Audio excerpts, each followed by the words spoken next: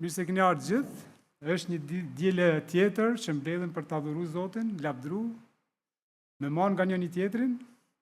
Nganjëherë mendojmë që nuk marrim, po është e vërtetë që kur të mbledhemi së bashku ne marrim nga njëri tjetri. Inkurajojmë nga njëri tjetri. Do shta edhe ka gjëra tjera, por kjo është qëllimi që Zoti na ka thirrë. Të mbledhemi së bashku, të adhurojmë Zotin, të lavdërojmë Zotin, të marrim nga njëri tjetri dhe të inkurajojmë njëri tjetrin. Kush e din lutjen e shpëtimit për mensh?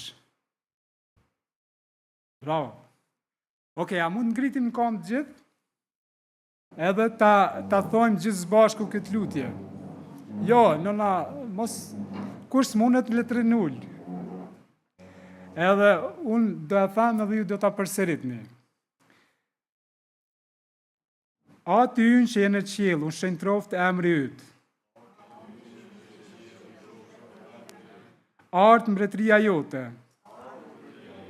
U bë vullneti yt si në tokë, si në qiell. Bukën tonë të përditshme na jep edhe sot. Dhe na i fal fajet tona.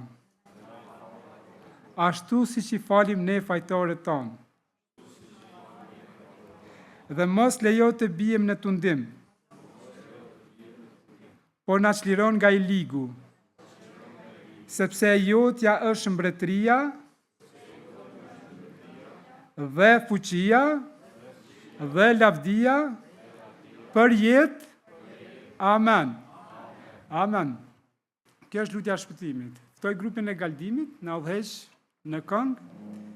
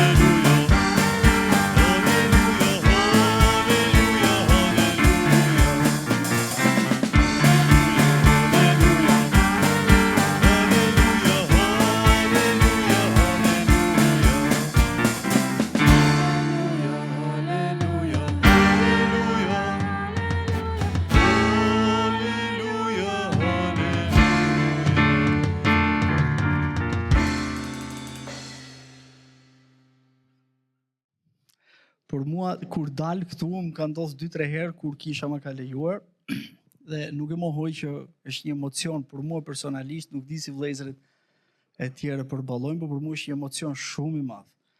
Dhe nuk e mohoj që në këtë moment kam shumë emocion këtu brenda. Mirë. Sot duhet të ndaj një mesazh që e kam shumë për zemër, por me këtë mesazh dua në rast parë të inkurajoj vetveten. Marr shkas këtu kam dëgjuar para disa kohësh nga një pastor që ka thënë kur ti flet një individi ose një turme ose një të mbledhurit, personin e parë që ti inkurajon është vetvetja, jo turma që të dëgjon ty.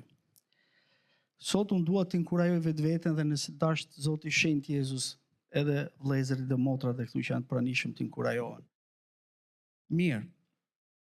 Besoj të gjithë e dim, e njohim një shkrim që gjendet te Gjoni 3:16, ku Perëndia i jep një ndër zbulesat më të mëdha njerëzimit. Biri i njeriu i Perëndis erdhi për të shpëtuar njeriu për shkak të dashurisë të madhe. Kjo ka ndodhur gjatë një bashkëbisedimi që ka ndodhur midis Jezusit dhe Nikodemit, një prift i mirënjohur në atë kohë. Por disa vargje më sipër është një tjetër zbulesë, po aq e rëndësishme, që Zoti e jep këtu. Dhe te kjo zbulesa tjetër ne do ndalemi dhe do shtjellojmë sot. Te Gjoni kapitulli 3, vargu 3. Kush nga ju mund të shkoj, e kam të rëndësishme që ta shohim bashkarisht. Jezusi i thot Nikodemit: në të vërtet po të them se nëse një nuk lind përsëri, ai nuk mund ta shohë mbretërinë e Perëndisë. Nikodemi shquhej si një person që kishte njohuri të mëdha të shkrimeve. Shquhej edhe ndërvet të gjithë judejt.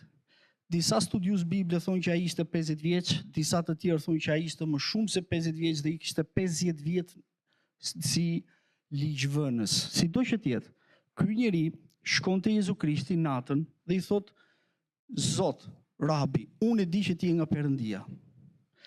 I rrëfeni Jezusit që ky kishte njohuri, që frymë e shenjtë këtij i kishte dhënë një njohuri që Jezusi ishte nga Perëndia. Ky ungjillizim konsiderohet që Jezusi i bëri këtij si një ndër ungjillizimet më të drejtë për drejtë. Jezusi pa i dhënë këtij asnjë sekond, i thot: unë po të them, nëse dikush nuk lind sërish, nuk ka për ta parë mbretërinë e Perëndisë. Ka dy gjëra këtu.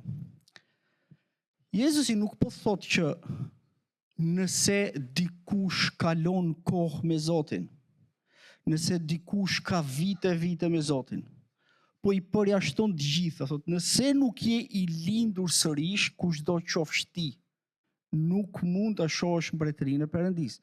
Tani Nikodemi këtu u hutua. U hutua në një mas aq të madhe sa filloi të fliste edhe për qartë, duke pyetur Jezusin që si mundem unë të futem prap në barkun e nënës. Dhe Zoti i thot: ti që je ligjvënës, ti që njeh ligjet kaq mirë, nuk paske fare njohuri që dikush duhet të rilind sërish? Po lind pyetja: a kishte dhjata e vjetër mesazhe për të qenë i rilindur sërish? Jezusi po e godet në mënyrë figurative me sopat në kokë këtë njeri. Dhe nuk po i thot që shiko, je i falur, nuk e njohuri, pas ringjalljes time do kesh njohuri. Po i thot ti duhet kesh njohuri. Dhe po e akuzon, ku është njohuria jote për të qenë i rilindur sërish. Por çfarë do të thotë ti je i rilindur sërish? Këtë nuk e kuptonte Nikodemi. Çfarë ndodh me një njeri i cili rilind sërish? Te dhjata e re ka shumë shkrime, ka shumë vargje që thonë për një njeri të rilindur sërish çfarë ndodh. Por te ky bashkëbisedim Jezusi i jep një informacion prap Nikodemit. Te vargu 8, Jezusi i shpjegon Nikodemit se çfarë ndodh me një njeri i cili duhet të rilind. Era fryn ku të doj, dhe ti ja dëgjon zërin, por nuk e di nga vjen dhe as ku po shkon. Kështu është me çdo njeri që është lindur nga fryma. Pak më herët Jezusi i thot Nikodemit, çka ka lindur nga mishi është mish, lëre. Perëndia i vuri një ligj Adamit, nga pluhuri të mora, dhe emri i tij Adamah ishte dhe në pluhur do të çoj. Ky ishte ligji deri në këtë moment. Nuk kishte një ligj që ti erdhe nga pluhuri dhe të gjitesh lart. Jezusi thot, çka lind nga mishi ka për të vdekur, një herë mirë. Fryma është ajo që do jetoj. Por çfarë do të thotë ky shkrim? Kur një besimtar, një person pranon Zotin Jezus, ai vjen dhe pagzohet. Dhe kjo është ajo që ne shohim me sy tan. Ai futet në ujë, shenja e vdekjes të Romakët 6:8 thotë ju vdiqët me Krishtin. Dhe ai del prap. Galatasi 2:20, nuk rroj më unë, por Jezusi brenda meje. Ky është procesi i të rilindurit sërish që ne shohim me sy. Po brenda nesh, çfarë ndodh? Çfarë ndodh brenda frymës tonë, brenda shpirtit tonë, brenda mendjes tonë? Çfarë është ky proces i të qenit i rilindur sërish brenda nesh? Çfarë duhet të bëjmë ne? Dhe si duhet ta bëjmë, kur duhet ta bëjmë? Sot, në ato 30 minuta që vlla Dritoni mi dha, do bëjmë një udhtim në për disa pasazhe dhe shkrime dhe do shohim çfarë kërkon Perëndia nga njeriu për të qenë i rilindur sërish. Unë dëshiroj, nëse mundeni, të shkojmë pak te Proverbat, fjalë të urta 27:19.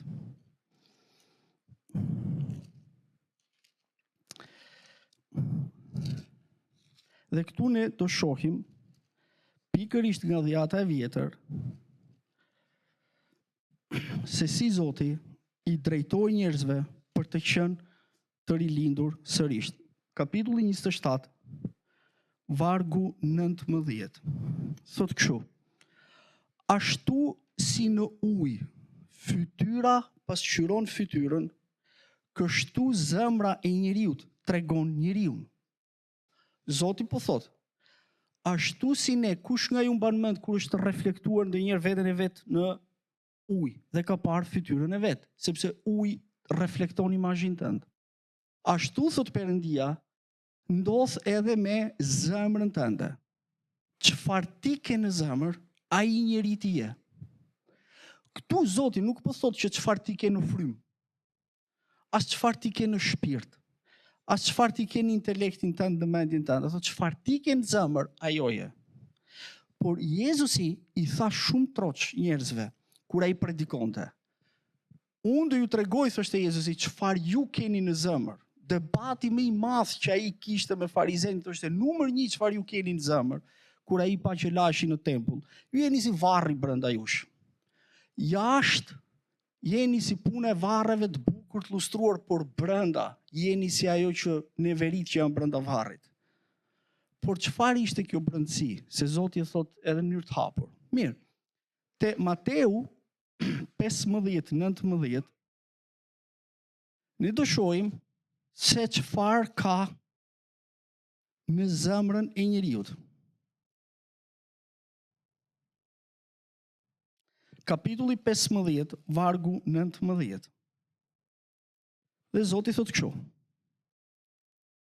sepse nga zemra dalin këto: mendimet e mbrapshta, vrasjet, shkeljet e kurorës, kurvëria, vjedhjet, dëshmitë e rreme, blasfemit. Dhe te vargu 20, Jezusi thot, këto janë ato që ndotin njeriu. Tani, të fjalë të urta, ne pam që njeriu është ai çfarë ai ka në zemër. Kurse te ky varg ne pam çfarë ka njeriu në zemër. Pra, likësit më të këqija që ekziston.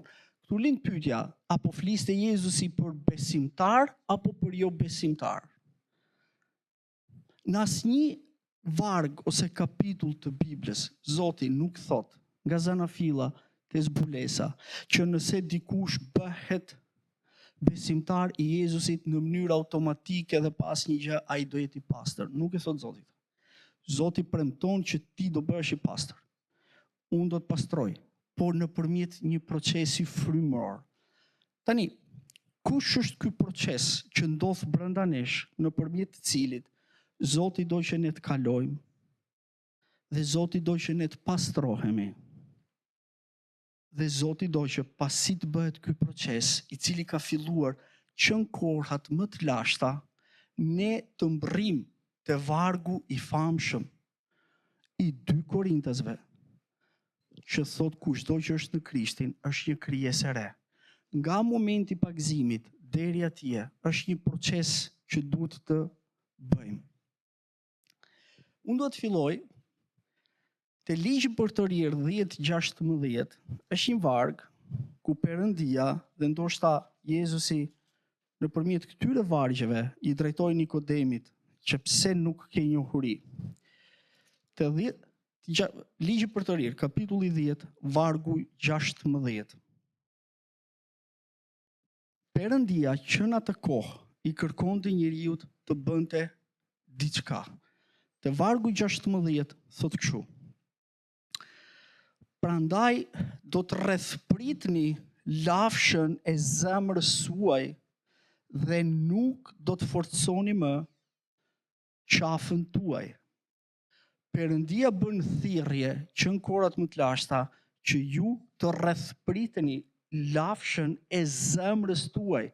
Perëndia kërkon që ju të ndërhyni te zemra juaj. Dhe ashtu siç ishte rrethprerja në trupin ton fizik, ashtu duhet të bënim dhe rrethprerjen e zemrës. Por çfarë është rrethprerja e zemrës? Perëndia i thoshte popullit vet: një gjë, unë do ju mësoj, unë do ju ndreq, unë do ju korrigjoj. Dhe ashtu siç pam që njeriu është çfarë ai ka në zemër dhe pam se çfarë ai kishte në zemër, Perëndia thot: ju do rrethprisni, do korrigjoni, do krasisni të gjitha ato të këqijat e Mateut 15 që janë në zemrën tuaj.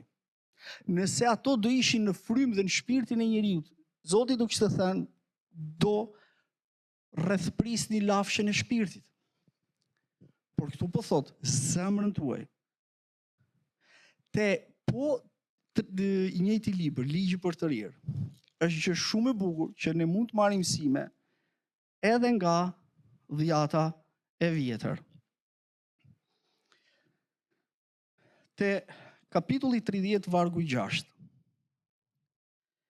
Zoti bën një thirrje tjetër dhe thot kështu: Zoti Perëndia yt do ta rrethpres zemrën tënde dhe zemrën e pasardhjes sate me një qëllim. Ky varg është tepër varg i bukur.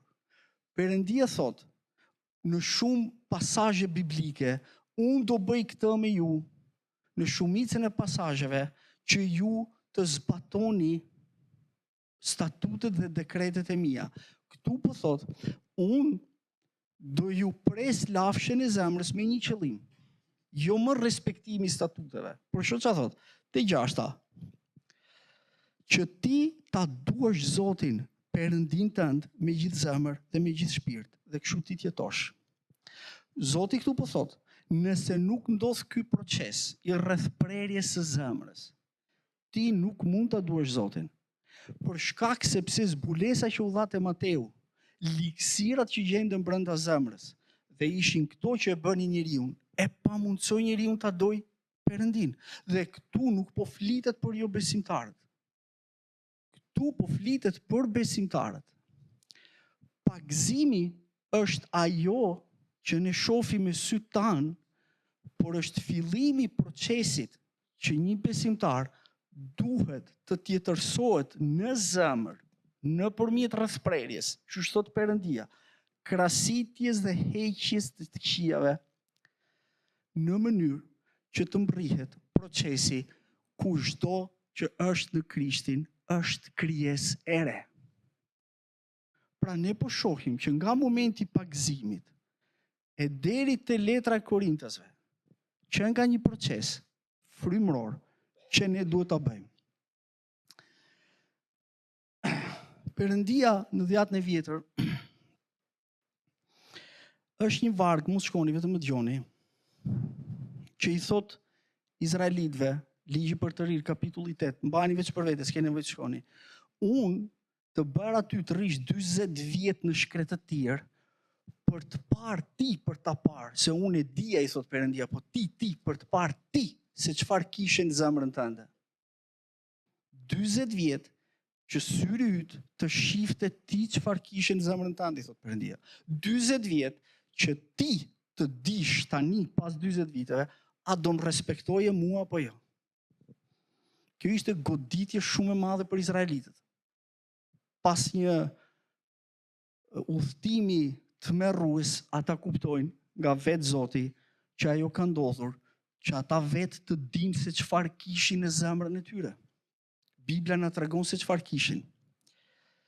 Dhe Perëndia thotë kështu tani: unë do ju bëj juve, do ju rrethpres lafshën e zemrës, do ja u krasis zemrën, do ju heq ligësit nga zemra, do ju heq të gjitha ato dëshirat e këqija që janë kundër vullnetit të Zotit Jezu Krisht, që gjenden në zemrën tuaj. Unë duhet të hyj, thot Frymë e Shenjtë, duhet të deportoj aty, ti pastroj, ti heq, dhe ty të të bëj atë që thot Levitiku. Ji i shenjtë, sepse unë jam i shenjtë. Një ndër luftrat më të mëdha që ka patur Josueu, te kapitulli 7-4, disfata e vetme që psoi Josueu.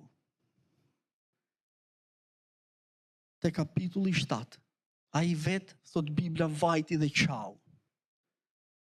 I thoshte Zotit, ti më premtove që unë do marr 7 mbretëri, tani ne po bëjmë disfat. Dhe Zoti thot kështu: o Josue, thuaj popullit të pastrojnë gjirin e tyre, sepse në gjirin tënd ke gjëra të neveritshme për sytë e mia, dhe unë nuk t'jap dot fitore me pa pastërtitë që ti ke në zemrën tënde. Josueut ju mohua fitoria, që ishte një luftë fizike, për shkak të papastërtive që ai kishte, populli, jo ai personalisht, në zemrën e vet. Te 7-4, pastrohu, i thoshte Perëndia, pastrohu. Aty e ke fitoren. Por nëse nuk pastrohesh, premtimi ishte ky: unë do t'i jap këto mbretëri nëse ti ndjek statutet e mia. Ka një diçka tjetër të bukur lidhur me atë që Perëndia thot. Te Ezekieli, kapitulli 36, vargu 26, Zoti bën atë që quhet premtimin më të madh që ekzistonte ndonjëherë deri në atë kohë, në kohë robërie. Unë, thot Zoti, do ju jap juve një zemër të re. Unë, thot Zoti, do ju jap ju një shpirt të ri, në mënyrë që ju të më doni mua, mund të shkoni kush dëshiron, Ezekieli 36, në mënyrë që ju të më doni mua, të më respektoni statutet e mia. Unë do ju jap një zemër të re. Por po te Ezekieli 18:31, Perëndia thot një gjë tjetër, para këtij të: o Jeruzalem, o besimtar, bëjni vetes tuaj një zemër të re. Para se të vinte premtimi i madh, unë do ju jap një zemër të re, ishte bëjni vetes tuaj një zemër të re. Por si mundet Perëndia t'i thotë një njeriu bëj ti vetes tënde një zemër të re? Ku vetë Zoti pranon në Bibël që ju s'keni as fuqi të shtoni një qi me flokun në kokën tuaj. Perëndia thotë, keni vullnetin e madh për të pranuar ndreqjen, mësimin dhe korrigjimin. Ju vetëm keni vullnetin. Unë do vi dhe do ja u heq zemrën prej guri, thoshte Perëndia te Ezekieli, dhe do ju jap një zemër prej mishi. Fryma e shenjtë, kam dëgjuar një pastor që më ka pëlqyer këtë proces e ka përthot kështu. Fryma e shenjtë hyn në zemrën tuaj dhe heq të gjitha papastërtitë që gjenden aty. Papastërtitë që janë dëshira vullnet kundër vullnetit të Perëndis. Ti vetëm duhet kesh dëshirë dhe vullnet ta pranosh, ta duash dhe unë të ju jap një zemër tre, thot Perëndia. Pra, Zoti thot, nëpërmjet një procesi ndreqeje dhe korrigjimi të zemrës suaj dhe nëpërmjet një vullneti që ju të më lejoni, unë ju jap një zemër të re, e cila do na bëj një krijesë të re në Krishtin Jezus dhe ne do shpëtohemi. Nuk dua të ndalem te tema çfarë ndodh nëse nuk ka një zemër tre. Vetë Zoti e shpjegon, thot në të vërtet, askush nga ata që s'janë të rilindur sërish nuk mund të shpëtojë. Askush. Mirë. Tani, të zemra, një besimtar shumë e rëndësishme, kur vjen, ai ka një zemër që ka nevojë të ndreqet dhe ka nevojë të rilindë sërish. Te Jeremia 17:19, Perëndia na mëson që zemra mashtrohet në mënyrën më të keqe që ekziston. Zemra e njeriut është habitati i gjërave që Zoti i shpjegonte te Mateu 15, i liksive, dhe zemra vetë është mësuar me atë habitat. Jeremia 17:19 thot, askush nuk mund të shërojë zemrën. E thot Zoti në Bibël, mashtrohet aq keq sa askush nuk mund ta shërojë përveç vetë Perëndisë së gjallë. Ja përse gjithçka që duhet të ndodhi brenda nesh fillon dhe përfundon nga pastrimi i zemrës tonë, nga heqja e të gjitha ciflave papastërtive që gjenden. Dëshirat kundër vullnetit Perëndis duhet të ikin nga zemra jonë. Dhe atëherë ne do vim te i rilindur. Ky mësues i ligjit që erdhi te Zoti, ky kishte një shpirt dhe një frymë në rregull me Zotin. Në fakt, të gjithë farisejt ishin me frymë dhe me shpirt me Zotin. Ata njihshin ligjin. Por zemra e tyre, bërtiste profeti Isaia, është larg meje.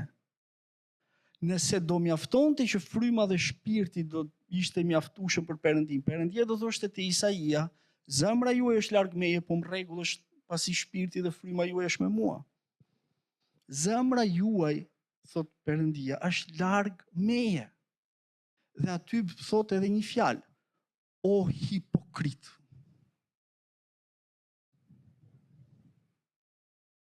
Perëndia te Isaia thot, o njerëz hipokrit, mendoni që mua mund të më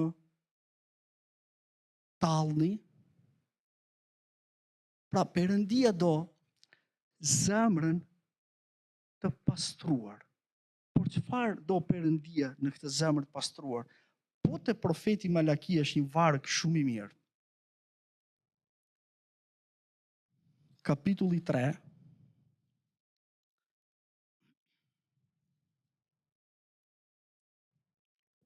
kapitulli 3, vargu 3, thot kështu Perëndia, ai do të ulet si ai që shkrin dhe pastron argjendin, do t'i pastroj bijt e levit, do t'i rafinoj si arin dhe argjendin, me qëllim që ata të mund t'i ofrojnë Zotit një blatim me drejtësi. Një varg i ngjashëm te Zakaria 13:9, thot Perëndia do marrë mbetjen një të tretën e Izraelit dhe ka për ta rafinuar mirë, ka për ta pastruar mirë. do pastroj zemrën tuaj, sepse premtimi i madh është unë do ju jap një zemër të re. Pasi t'ju jap një zemër të re, unë do ju jap, thot Perëndia, po te Jeremia, një beslidhje të re, që do ta ngulis, beslidhja e re që u la me gjakun e Jezusit. Thoshte atë beslidhje të re, unë do ta ngulis në zemrën tuaj dhe në mendjen tuaj. Shikoni, edhe beslidhja e re nuk përmendet fare as fryma as shpirti. Unë do e ngulis në zemrën tuaj beslidhjen e re, i thoshte Perëndia Izraelit. Beslidhjen që u la me gjakun e birit Perëndis, kësaj radhe, thoshte Perëndia, jo më si beslidhja e parë që ju e shkelet me këmbë, thot profeti Osea, por te Jeremia thot, do ja ngulis në zemrat tuaja, dhe që kjo të ndodhi, ju keni nevojë për një zemër të re. Dhe që zemra e re të vi, ju keni nevojë, thot Perëndia, që unë t'ju korrigjoj, t'ju pastroj si arin, t'ju ndreq. Te ligji për të rirë, 8:5, unë kam dëshirë të shkojmë pak sepse është varg i bukur.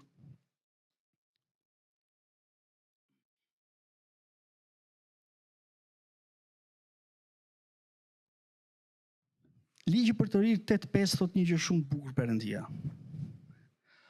Prano pra në zemrën tënde se ashtu si njeriu korrigjon birin e vet, ashtu dhe Zoti, Perëndia yt, të korrigjon ty. Pra këtu tani Perëndia po na tregon për ndreqje dhe për korrigjim, cilën e kemi nevojë, deri tani e pam, në zemrën tonë.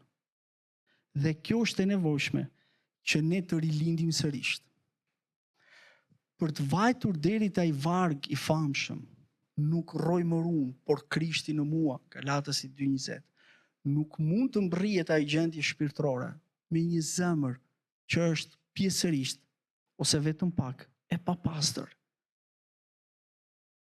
Nuk mund të mbërrihet që ne të jemi të dorëzuar plotësisht te Jezu Krishti me një zemër e cila brenda vetes ka papastërti. Por lavdi Perëndisë së gjallë, Perëndia thot, unë do ju pastroj juve, jo ju veten. Nga ju unë dua vetëm vullnetin, dhe unë do ja u heq atë zemër prej guri që keni brenda, dhe do ju bëj të rilindeni sërish. Por Zoti thot, nëse nuk pranojmë këtë ndreqje dhe këtë korrigjim,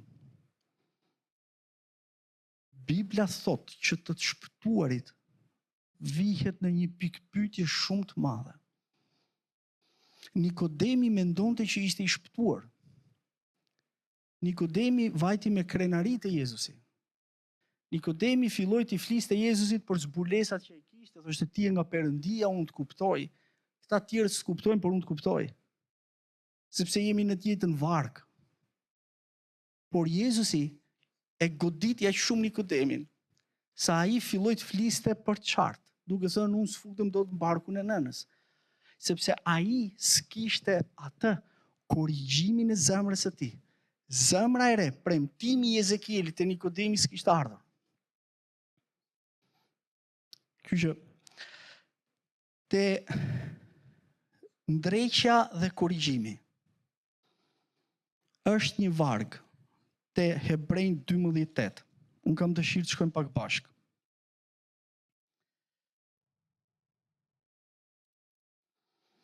Kapitulli 12, vargu numër 8. Ky proces i ndreqjes të zemrës tonë, i korrigjimit të zemrës tonë, i pastrimit të zemrës tonë. Perëndia thot kështu: por po të jeni pa ndreqje. Që sa thot? Por po të jeni pa ndreqje. Disa përkthime kanë korrigjim. Por po të jeni pa ndreqje, në të cilën të gjithë u bën pjesëtar, atëherë jeni kopila dhe jo bi. Ju u shartuat me degën origjinale, thriste Pali. Dhe nëse nuk pranojmë ndreqje në zemrën tonë, por shkojmë te Jezusi si Nikodemi, me frymë, me shpirt, me intelekt. Perëndia thot, nëse nuk ka korrigjim dhe ndrejshje në zemrën tuaj, jeni kopila, jo më bi.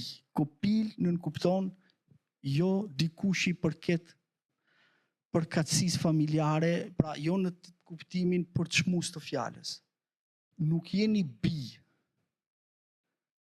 Pra, ky proces i korrigjimit të zemrës, i ndrejqjes të zemrës, është ai proces që do na çojë te Jezusi me gjithë zemër dhe me gjithë shpirt. Pa këtë proces është e pamundur sipas Biblës që ne të jemi plotësisht të dorëzuar te Jezu Krishti. Ne gjithmonë do kemi një luftë midis nesh. Zemra jonë thot këtej, vullneti i Jezusit thot këtej. Te e fundit fare, që mos të kaloj 30 minutat e drejtonit. Jezusi te Gjoni 4:4 thot, vullneti ati tim është ushqimi im. Aq shumë me zemër ishte i përkushtuar ai. Dhe kur ai ishte në Getsemani, fal për kushtimit që ai kishte me zemër, i thot, o atë, u bëft vullneti yt edhe para kryqit dhe jo imi. Sepse Jezusi kishte përkushtim me gjithë zemër. Vëllezër dhe motra, në përmbyllje, që ne të kemi një përkushtim te Jezu Krishti me gjithë zemër, duhet të kemi një zemër të tjetërsuar, një zemër të rilindur që heq dhe që nuk i ka më të gjitha papastërtitë që janë brenda saj, që Zoti i cek. Kjo do na lejoj të dorëzohemi, por kjo do na lejoj edhe që ne të jemi të shpëtuar. Korrigjimi dhe ndrejqja e zemrës tonë. Nëse mundem ta përmbyllim nga ku jemi aty një lutje shumë të shkurtër, nëse ai kam kalu 30 minuta të tonë? Nëse, okay. A mundemi shumë shkurt, secili nga ju ku jemi, t'i lutemi Zotit. Ata që janë tashmë në zemër të rilindur, le të shërbejnë si inkurajim për gjithë tjerët.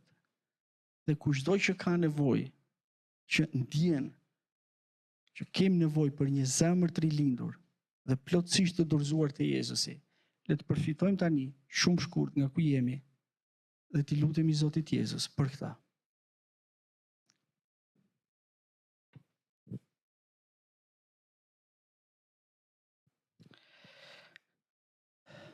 Zoti shenjtë Jezus, unë të falenderoj o Zot për fjalën tënde. Faleminderit o Zot që ti je forca jonë. Faleminderit Zot për premtimin tënd që është shkruar, unë mund të bëj gjithçka me anë të Jezu Krishtit që më forcon. Zot Jezus, unë lutem për veten time. Lutem për çdo vëlla dhe motër, kudo qoftë, që ne të kemi të ndrejqur, të korrigjuar dhe të pranojmë korrigjimin në zemrën tonë, jo thjesht në shpirt dhe në zemër, në mendje. Të lutem Zot Jezus, bëj që ne të jemi në zemër të dorëzuar me ty. Amen.